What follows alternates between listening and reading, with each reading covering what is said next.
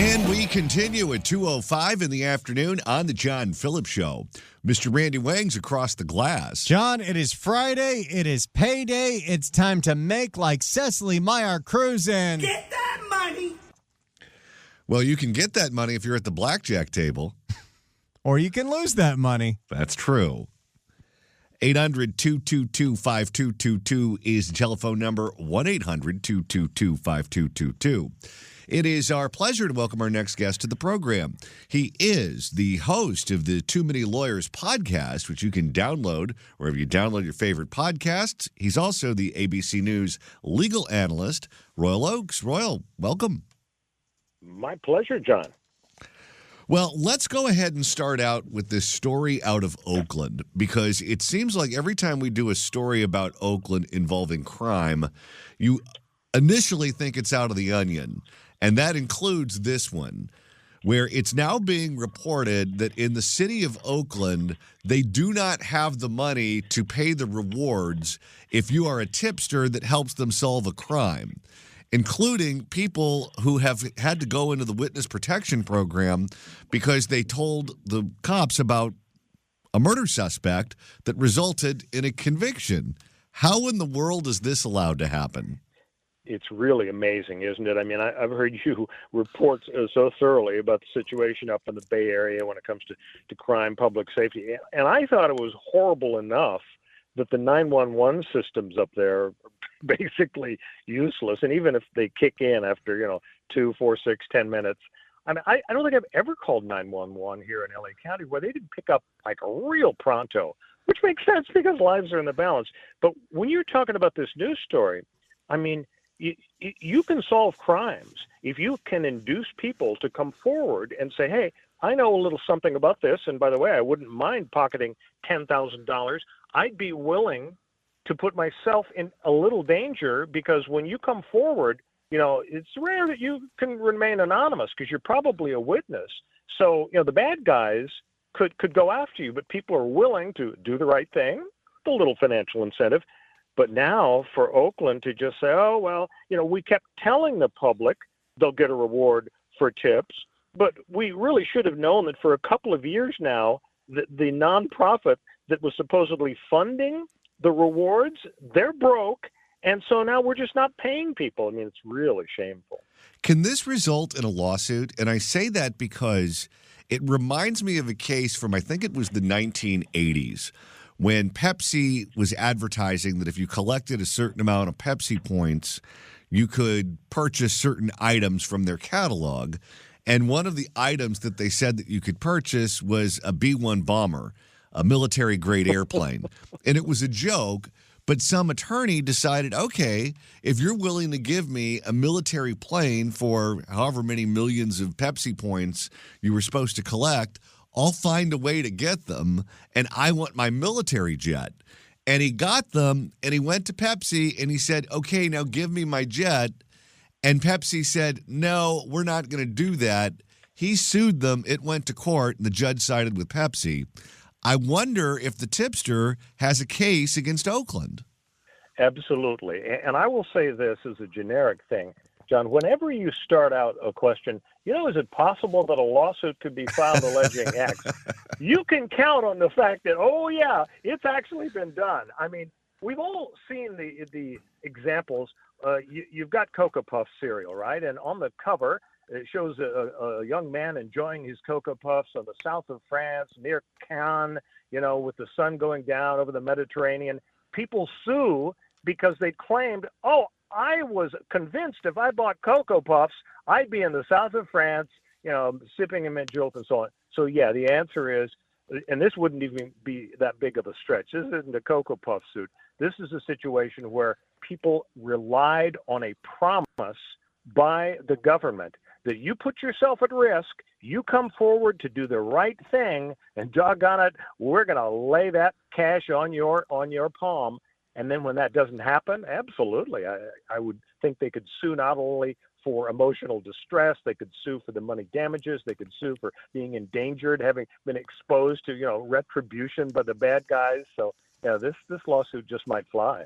And the ones that are going to get punished here, besides the guy that put himself at all the risk and is not getting his reward money are the crime victims in Oakland. Because who in the world is going to ever trust the city of Oakland if they say they're going to provide a reward for information that leads to a conviction of a criminal? I mean, the crime nightmare, it just gets worse and worse. You mentioned the onion. Let's peel the layers of the onion. You have a 911 system that's basically non-functional. You have prosecutors who refuse to prosecute crimes, who look only at the question of, the racial composition of arrestees and so on. And now you have a situation where they don't even honor their promises. And as a result, crime victims, families of deceased crime victims, they're walking around wondering, what's going on? Do we have a community here? Do we have a police force? Do we have a government that is lying to us? So it's really frustrating. I'm just glad everything's perfect down here in Southern California and we can dump on Oakland. We're speaking with ABC News legal analyst Royal Oakes. Royal, yesterday the Supreme Court restored Texas's newly redrawn congressional map that could give Republicans 5 additional House seats. This came after a lower court found that some of the new voting lines were racially discriminatory, but the Supreme Court, the highest court in the land, voted 6-3 to keep the new map. This is a very weird inside baseball angle to this story, John. And of course, it caught a lot of people off guard because most everybody, when they hear about, redistricting, it's tied to the census. Every 10 years, cities get bigger, cities get smaller. The rule is every congressional district has to have almost exactly the same number of people. But instead, now we see states in between the 10-year censuses saying, oh, well, we're going to switch it around. And it turns out they have a right to do that under the law. But the key is they may not use racial factors to gerrymander and to move districts around. You can use politics to a degree. You can try to protect certain Congress people and so on, but you may not use race. So now we come to the Texas deal, and the Texas lower court says, wow, the Republicans in Texas, they're a bunch of racists. They redrew the lines on racial grounds, and therefore it's off. But the U.S. Supreme Court, as you're reporting, has now said, not so fast. We don't really think that they've established that this was a racial thing in Texas. And as a result, we'll keep, the lower court can keep going. They'll have a case or a trial in 6 months or a year. But for now, looking ahead at the March 2026 primaries in Texas, the lines that the GOP drew months ago are going to stand. So it was a big setback for the Democrats. If you are another state that is thinking about redrawing your lines but haven't done it yet, and you look at this ruling, does the ruling give you a green light to move forward, or is this ruling just a Texas thing? Well, I think it's a green light to move forward because it's sending a message to all 50 states. If they're tempted to do this, you can probably do it. We're not shutting the GOP down in Texas because the evidence of racial intent just wasn't sufficiently established. Now, of course, everybody's now wondering in California, well, where does that leave us with Proposition 50? And it's kind of interesting because, within days after Prop 50 was passed last month, which, as the Democrats are saying, if Texas can do that, we're going to do it too. So the Trump Department of Justice, within days after Prop 50 passed last month, goes into federal court and says the Democrats used racial incentives and racial lines. And there's going to actually be a hearing on this on December 15, just in a few days. So it's possible that this will come up, wind up to the U.S. Supreme Court very promptly. We may have a similar result to what the Supreme Court said about Texas. It may be different. We don't know. But, yeah, you're seeing sort of whack-a-mole suits and redistricting efforts popping up all around the country. If you're a judge and you get the Prop 50 case, that lands on your desk, and you look at the Supreme Court ruling in Texas, and let's say you're a Democrat judge, because most of them are here in California, and you look at this case that's in front of you and you say to yourself, you know what? If the Supreme Court, which is dominated by Republicans, allows a Republican state like Texas to do it, I'm not going to be the one that stands in the way of the Democrats doing it in the blue states. So politically speaking, I have all the cover I need to say to the Democrats in California, you put Prop 50 on the ballot, the voters passed it, now you can keep it. Yeah, that's a great instinct. That may well happen. I can fill you in a little more, speaking of inside baseball, and this is the weirdest thing. People are generally familiar with the structure of federal court. You go into federal court with a lawsuit, you got one judge. Oh, you lose, you go to the Ninth Circuit, you get three judges, or maybe a full panel, but generally three judges. Oh, you lose there, you go to the U.S. Supreme Court, 9 justices. Here, though, there's a special statute, John, and the statute says that if you file a lawsuit in federal court claiming racial gerrymandering, it isn't a one-judge, trial judge deal. The head judge of the Ninth Circuit, appoints a 3-judge panel, 1 from the Ninth Circuit and 2 from federal court in Los Angeles. And so it's a 3-judge panel on December 15 that will hear the DOJ's attack on Prop 50. And whoever loses goes straight to the Supreme Court. They skip over the Ninth Circuit. So here's the other interesting angle. The 3 judges handling this on December 15, one was a Trump appointee, one was an Obama, and one was a Biden appointee. These are selected by the head of the Ninth Circuit. And so one of the 2 Democrat appointees is kind of centrist.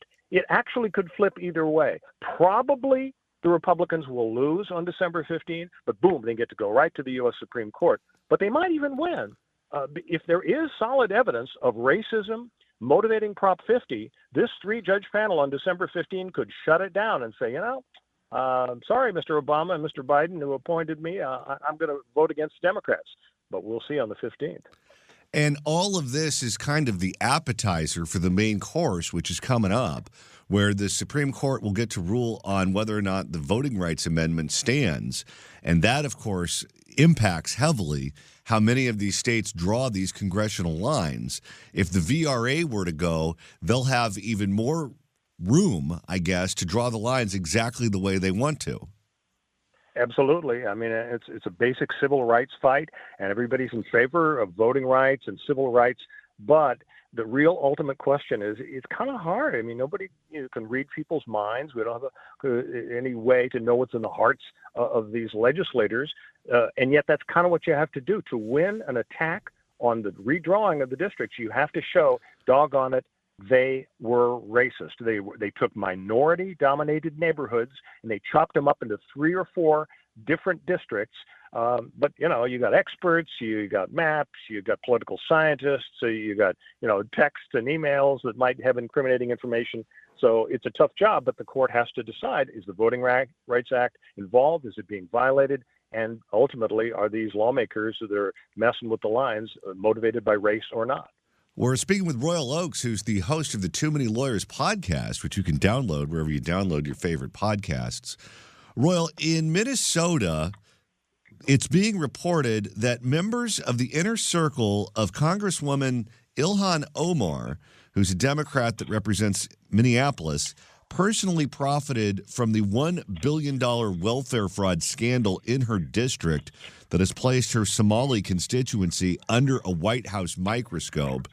This is also bubbled up into Minnesota politics, where the permanent bureaucracy, the people whose job it is to distribute that money, say they're being fleeced, and the government in Minnesota, led by Tim Walz, is not doing anything about it. What do you make of what's going on there with this fraud?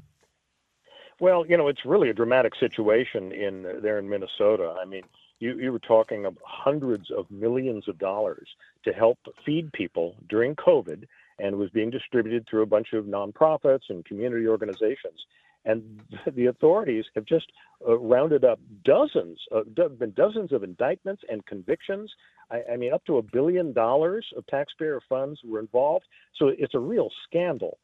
So in terms of the culpability of individuals like the Congresswoman you mentioned, or people involved in Minnesota, it's so frustrating, John, because we've been talking about this intersection between law and politics, and it's fun to talk about, but it's kind of sad to think that our legal system, life and death stuff, you're in prison for 10 years or you go free, should be dictated or decided by political motivations. I mean, if only there was some way to have, robot judges that were, compassionate. You could build in some AI compassion, as opposed to, appointees of governors or presidents who are the most political animals on the planet. So inevitably the judges selected are generally political animals. but I don't have any magic solution for it. It's just a shame that so many of these legal fights seem to be resolved by folks with political agendas. How do juries react when they see someone who was stealing something during a pandemic? When people were dying, we were trying to figure out what to do to prevent people from dying. Money was being distributed. We didn't have all the checks and balances that we used to have because we had to move so quickly. And the fraudsters were able to take advantage of that and take money out of the till when no one was looking because people were busy trying to keep everyone alive. Do they come down harder on people who steal under those circumstances as opposed to just robbing a bank, let's say, on any given Tuesday? Oh, absolutely. I mean, jurors are human beings. And so, for example, if somebody's accused of stealing a loaf of bread because their kids were starving, it's a much bigger, different deal than what we're describing here, where folks are exploiting a public emergency, public health emergency. So, yeah, I mean, juries, they react this way and they take stuff into account. Now, as you know, I don't like to talk about the old O.J. Simpson case. I mean, but I'll mention it just for fun. You know that O.J. Simpson got 33 years for stealing his own stuff, a couple of footballs and a couple of jerseys out of the Palace Station Casino in Vegas. He got that ridiculous sentence because everybody knew he got away with double murder. And so inevitably, our perception of the real nature and motivation of a crime, it comes into play, even if maybe there's not a whole lot of fairness, because I don't think 33 years is what O.J. deserved for stealing his own stuff. I don't know what you do about this, whether it's something that the IRS handles or you put together a blue ribbon commission to come out with a list of suggestions or what. But it seems like the non-for-profit world is just totally out of control right now with the graft, with the stealing, with the laundering money. I mean, you look at what happened here, and clearly there was a lot of illegal activity going on. Look at what happened to the poor fire victims in Altadena and the Pacific Palisades when $100 million was raised for those victims, and they're not seeing any of it. The money went to politically connected organizations that had nothing to do with helping the fire victims, but that's where the money went. And then, of course, you got the granddaddy of them all, which are the homeless services organizations that get billions of dollars from the government. And the number of people living on the streets just continues to go up. And the people who are running these organizations are getting rich while doing it. Clearly, whatever oversight we have for these nonprofits is not working. Yeah, I mean, and when you say, what are we going to do about it? I guess a couple of things come to mind. First, obviously more resources, better civil servants who are going to track the bad guys down and get them. But the second thing that a lot of people are in favor of is let's have some serious sentences to send a message so that these people, the community organizers who wind up community thieves, they will know they're going to go to prison big time. I mean, I was at the federal court a couple of days ago when they sentenced the doctor who gave the ketamine to Matthew Perry. A lot of people were kind of outraged that he only got 2.5 years. He could have gotten 40 years if he'd been convicted of everything. But the issue is, how do you send a message to pharmacists and nurses and doctors who are in a position to make a few bucks? And I guess the message is, hey, you want to make a few thousand on a drug deal with somebody, that'll be real fun, except do you want to spend X years behind bars if you're caught? So if the bad guys get deterred by fear of long sentences, maybe that's one of the solutions. Royal Oakes, host of the Too Many Lawyers podcast, which you can download wherever you download your favorite podcasts. Royal, thanks so much for stopping by. You bet. Thanks. 800-222-5222 is the telephone number, 1-800-222-5222. It is our pleasure to welcome our next guest to the program. He is a former member of the California State Senate, the California State Assembly, and the Kern County Board of Supervisors, Senator Roy Ashburn. Welcome. Thank you, John. Great to be with you. Well, thanks so much for stopping by. And I want to start out by talking about a horrific story in Stockton, California that happened over the weekend where there was a shooting. 4 people ended up passing away as a result of that shooting. 3 out of the 4 were children. The one adult, I think, was in their early 20s, so we're talking about very young people whose lives were cut short. And many of the local elected officials in that area certainly showed up to meet with the family and grieve with the community. One person who chose not to do that is California Governor Gavin Newsom, who opted instead to make a phone call to Stockton, but got on a plane and went to New York City to participate in a live event sponsored by the New York Times and moderated by Andrew Ross Sorkin, who is a financial reporter. He's the host of the morning show over on CNBC. He's a guy that a lot of the bigwigs over on Wall Street pay attention to. Gavin Newsom thought it would be a better use of his time to talk to the Wall Street crowd in New York City than meeting with the families in Stockton. Many of the candidates who are running for governor, including some of the Democrats, have been openly critical of Gavin Newsom for not showing up in Stockton. What do you make of his decision to pass on Stockton and go to New York City instead? Well, it clearly indicates that the governor is no longer interested in California or the lives of real people. What happened in Stockton is horrific. It's terrible. It's disgusting. And it's stories like this that have occurred time and again under Newsom and his philosophy. The New York trip could have been postponed, rescheduled. There's nothing more significant than talking directly to the families of the victims and the people who were affected there, because in speaking to them, the governor would have been speaking to all Californians who have a very, very big and growing concern over lawlessness and the criminal activity that's widespread now throughout our state. As an elected official, how important is it to just show up when there's something like a shooting, when there's a natural disaster, when there's some failure of infrastructure and people are hurt, something along those lines? How important is it to just physically be there? I don't think you can put it into words how significant and important it is. The presence of a leader or a person who is elected to leadership at critical moments sends a powerful message. Far more than even words or an appearance on TV or radio, not to diminish the power of radio, but just the presence and seeming to care and associating yourself in a personal way with the tragedy and with the people who are involved. The governor has shown total disregard, a blatant disregard for the people of our state for years now. During COVID, he was dining in luxury while the rest of the state was in panic over the possible health consequences from COVID. Time and again, the fires in Los Angeles, his lack of concern, lack of connection with people, these are powerful things. And I think, I hate to turn it to politics, I think that the governor has his own vision for becoming the leader of our country, but that vision doesn't associate with his actions and the way the people of California view him. Your description of Gavin Newsom as being essentially an absentee landlord is correct, and he has been this way for quite some time.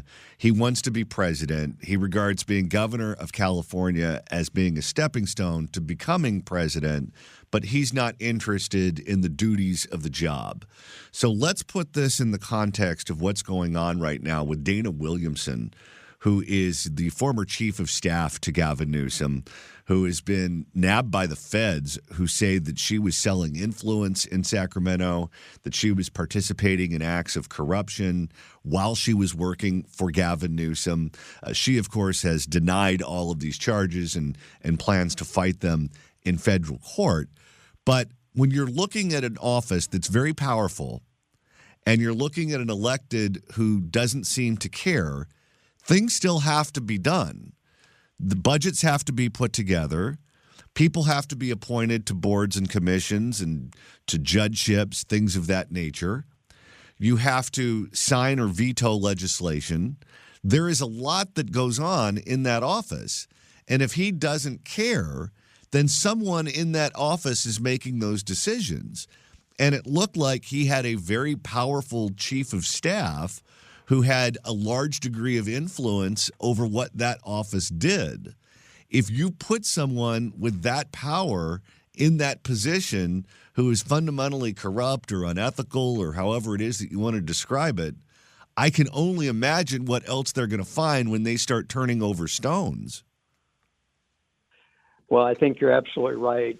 He's been an absentee governor, not just in his presence with the public and his connection with real issues that affect the people of our state, but he's been absent in the Capitol in his disregard for the policy matters of the state, the budgetary matters, the quality of appointments to various positions of responsibility.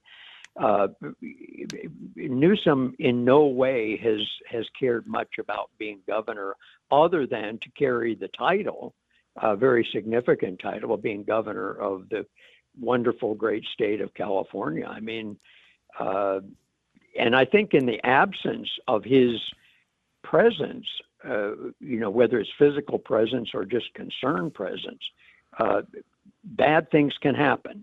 And this chief of staff individual deserves the opportunity to present their case in court, but it certainly looks very, very bad, and it reflects very badly on Newsom, far more so than the people around him.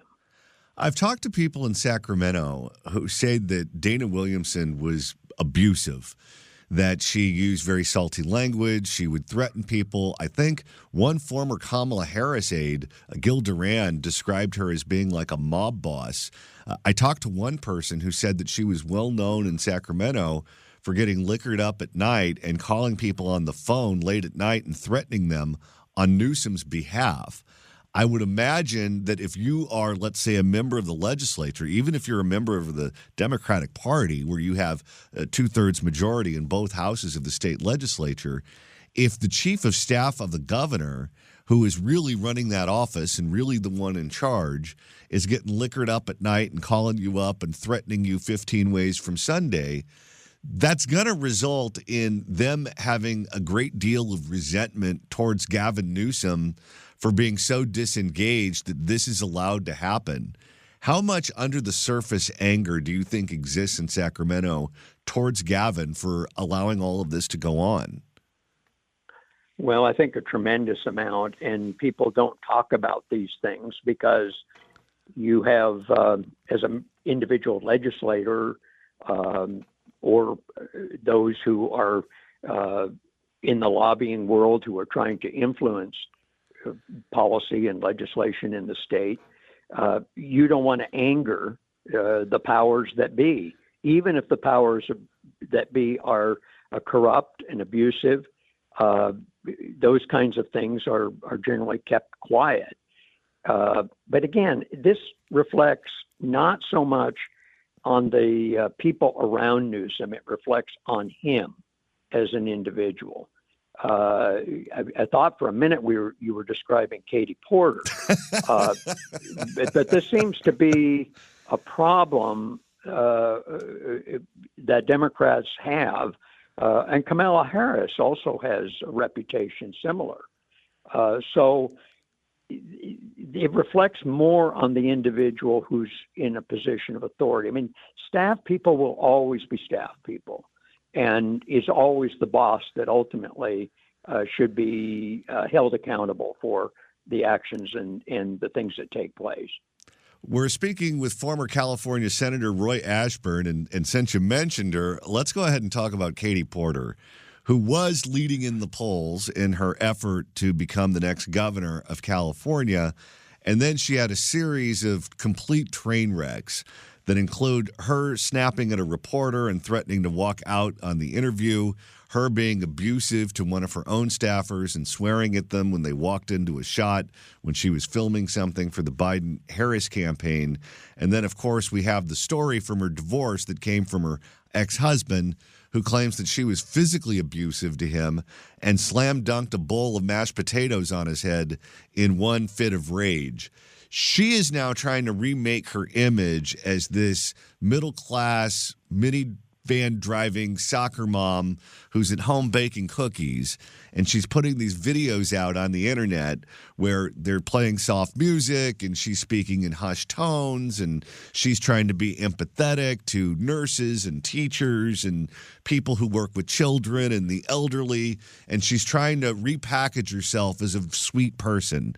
Do you think anyone is going to buy that? No. I mean, it's always amazing what political consultants will try to convince people to do, to try to remake or to become something other than who they are. I mean, my experience has been in years and years in politics in California is that you can spot a phony a long ways away, and the voters are smarter than that. Voters have an uncanny knack for seeing through the superficial presentation, and somebody with the reputation of a Katie Porter is not going to be able to simply wipe it away with soft music and beautiful looking videos. It's just not going to work. But what a mess that governor's race is! My gosh, I mean, we don't even know yet how many people are going to be jumping into this thing. What I don't understand about Katie Porter and others is that they try to run away from who they are. Where if it's legitimately who you are, that's going to come out at some point or another because you can't fight nature. And just embrace it and just make that part of your presentation. I think you did serve in the legislature with John Burton, who was known for using salty language on occasion, and he never ran away from it. He always kind of owned it, and I got the impression that he kind of enjoyed it. Well, John Burton was a very special person, and you're right. He was passionate. He could be abusive. He could use extraordinarily foul language. But that's who he was. Unfortunately, he just passed. But that was John, and he owned it. He didn't run away from it at all. But to try to completely deny who you are, be someone other than who you are, such as Katie Porter is now trying to do. Gavin's got the same problem, trying to be somebody other than who he truly is. We saw clearly who he is during the fires in Los Angeles. This is a guy who could care less, and his own personal ambition. And I honestly do not know what it is that he's offering our country in a potential candidacy for president. What is it that he has to offer? His record in California is an absolute disaster. Democrat or Republican, this state is in a horrible shape as a result of Newsom's policies and maybe his lack of attention to policy during these last 8 years. Well, in addition to that, he's trying to frame himself as the counterbalance to Donald Trump.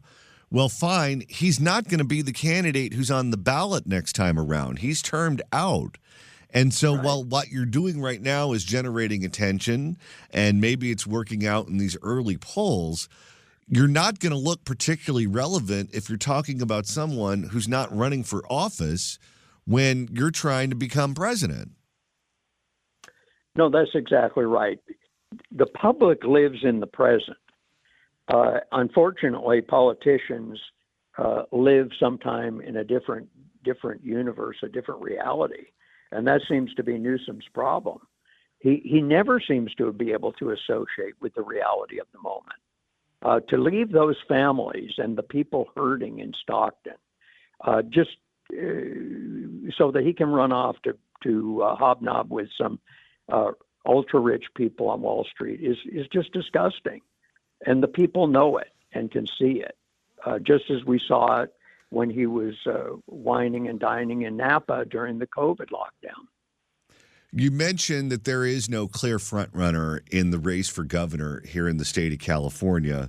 And putting that in the context of Gavin Newsom just not caring, it seems like he doesn't have a preference as to who he wants to take over after he leaves. And I can't think of anyone, whether they are a governor, a mayor, a president, a member of Congress, a member of the state legislature, who has no opinion on who they would like to see take their seat once they leave. I mean, that just seems like something that's, you want to talk about someone really not giving a damn. That is a governor who is totally checked out. It's a great point, John. He doesn't seem to care who his successor is, probably doesn't even pay attention to what takes place in the various candidates entering or considering entering that race for governor. And it does reflect that he has never cared about the governorship. He's cared about Gavin. And he is just, I mean, his policy decisions or lack of action on major policy topics is reflected so clearly in the reality of California that people are living every day. I mean, who among us has not heard about gas prices at $2 across the country? And here we've got $6 a gallon gasoline in California. I mean, I don't care what political party you're associated with. That pisses you off. And when people get pissed off, they tend to stay that way. I don't think Newsom has anything to offer in this presidential race because he has no base. He has no base in California. He has squandered whatever potential he ever had to be a governor that's remembered for something positive. And for a party that sees race in everything, the fact that he skipped the funerals of 4 people, 3 children, all of whom are ethnic minorities, to go talk to the Wall Street crowd is not going to look good if someone brings that up in, I don't know, a South Carolina primary. Yeah, absolutely. Former California Senator Roy Ashburn, thank you so much for joining us on this Jimmy Buffett Friday. John, thanks so much, and best wishes to everyone for a great holiday season. Thank you. All right, we'll chat again real soon. Senator Roy Ashburn, everyone. It's the John Phillips Show.